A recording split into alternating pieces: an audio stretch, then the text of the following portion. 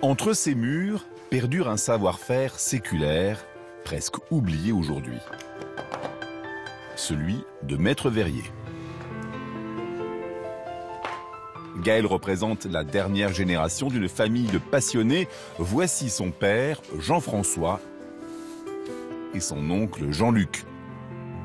Dans cet atelier, on restaure, on crée une spécialité, le vitrail. Alors un vitrail, c'est un assemblage de morceaux de verre avec des profils en plomb et qui sont eux-mêmes soudés à l'étain pour les rassembler ensemble. Les vitraux traversent les siècles parce que même quand une pièce vient être fendue ou cassée, on peut changer la pièce et le vitrail continue sa vie. Nous sommes à Nancy, peut-être la capitale française du vitrail. On raconte qu'ici, une maison sur 10 comporterait au moins une de ces œuvres d'art. Problème, les fortes amplitudes thermiques entre l'hiver et l'été malmènent ces créations d'un autre temps, sans parler du vent et de la grêle. Ce matin, Jean-François et Gaël interviennent dans une maison bourgeoise en pleine rénovation. On est en train de démonter un vitrail qui date des années 1900, donc dans une belle demeure. Donc là, on va changer les pièces cassées, par exemple ici. Vous avez une pièce cassée, là aussi. Ouais. Et donc c'est un vitrail de Jacques Gruber, qui était maître verrier à Nancy, qui est très réputé. Mais d'où vient ce lien entre Nancy et les vitraux? Et qui est cet homme, Jacques Gruber? Pour répondre à ces questions, faisons d'abord un petit bond dans le passé. En 1870, l'Empire français entre en guerre contre les Prussiens.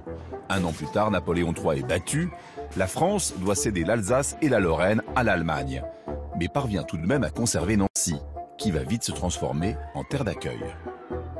Nancy va rester une ville française qui va voir arriver énormément de ce qu'on appelait les optants, des Alsaciens, des Mosellans qui décident de revenir en France et qui s'installent ici à Nancy.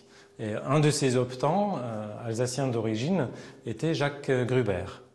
Avec Gruber, des dizaines d'artistes arrivent, des verriers, des ébénistes, des architectes. Ensemble, ils vont former l'école de Nancy et participer à la naissance de l'Art Nouveau. Un courant plus moderne qui met en avant la nature. Gruber et ses vitraux jouent avec les éléments et avec la météo. Gruber, il va vraiment jouer avec la lumière. Il utilise toute la palette de verres qui sont à sa disposition. C'est pas du tout pareil ici avec le soleil qui donne juste sur ces panneaux que quand vous venez en soirée, quand la lumière est beaucoup plus tempérée. Mais l'effet est toujours magique, par tous les temps.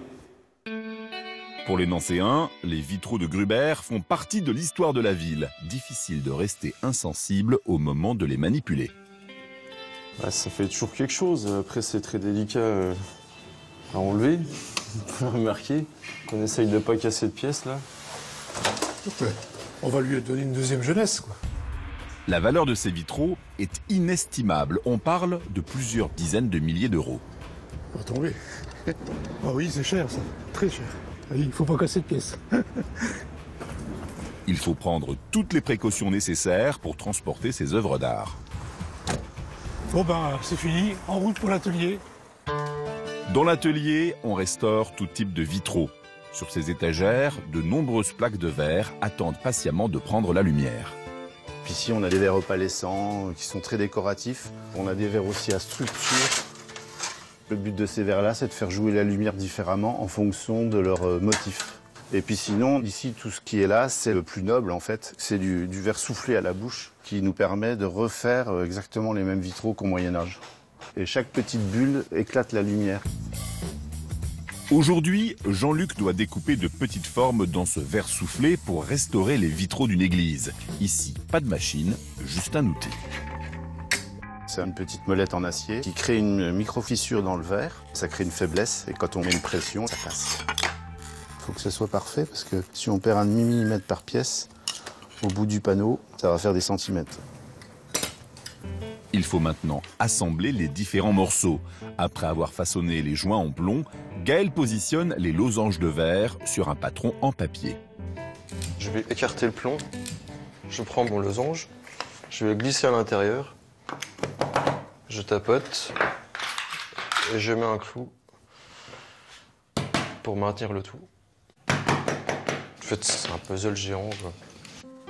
Qualité principale des maîtres verriers, la patience. Il faut compter au moins 2 heures pour réaliser un vitrail, parfois plusieurs semaines. Tout dépend du modèle et de la technique utilisée. Certains sont peints, d'autres gravés à l'acide.